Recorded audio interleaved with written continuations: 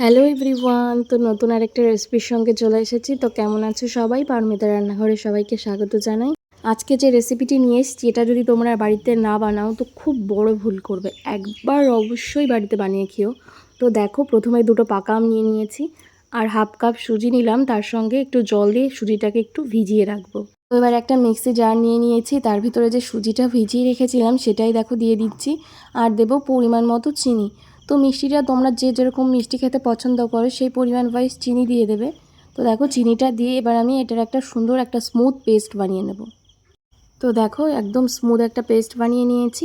এবার যে দুটো পাকা আম দেখিয়েছিলাম সেই পাকা আমেরও একটা সুন্দর একটা স্মুথ পেস্ট বানিয়ে নেব। এবার দুটোকে খুব ভালো করে মিক্স করে দেবো।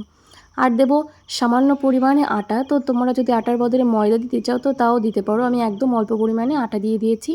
তো এবার দিয়ে দিলাম পরিমাণ মতো লবণ। ব্যাস, আর কিছু করার দরকার নেই। এবার এটাকে খুব সুন্দর করে মিক্স করে নিতে হবে। যতটা ভালো ফ্যাটানো হবে বা যতটা ভালো মিক্স করতে পারবে, কোনো যাতে লাম্পস না থাকে বা বলতে পারো আটার বা কোনো দলা যেন না পেকে থাকে, খুব ভালো করে এটাকে মিক্স করে নিতে হবে। তো ব্যাস, রেডি হয়ে যাবে আমাদের ব্যাটারটা।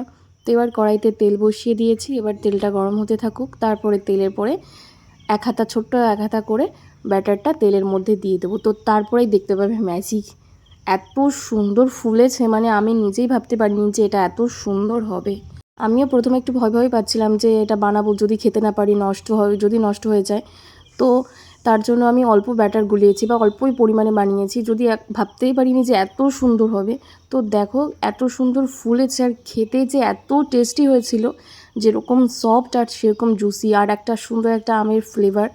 তো দেখো প্রত্যেকটা এত সুন্দর ফুলেছে, একদম মনে হচ্ছে বলের মতো ফুলে গেছে। শীতের সময় যে চান্দোসা পিঠেগুলো আমরা বানাই, আমার অনেকটা টাইম এরকম হয় যে ছাড়িয়ে যায়, তেলের পরে দিলেই ছাড়িয়ে যায়, হতে চায় না। কিন্তু এটা নিয়ে আমি সেরকম ভয় পাচ্ছিলাম যদি ছাড়িয়ে যায়। একদম পারফেক্টলি হয়েছে। দেখো গরম ছিল তো তাই তোমাদের হাতে নিয়ে ভেঙে দেখাতে পারিনি, এতটা সফট হয়েছে কি বলবো। একটু ঠান্ডা হয়ে মানে একটু চুপসে গেছে, কিন্তু এটা খুব সুন্দর ফুলেছে, তোমরা দেখতেই পেয়েছো। তো সবগুলো আমি একইভাবে ভেজে নিয়েছিলাম।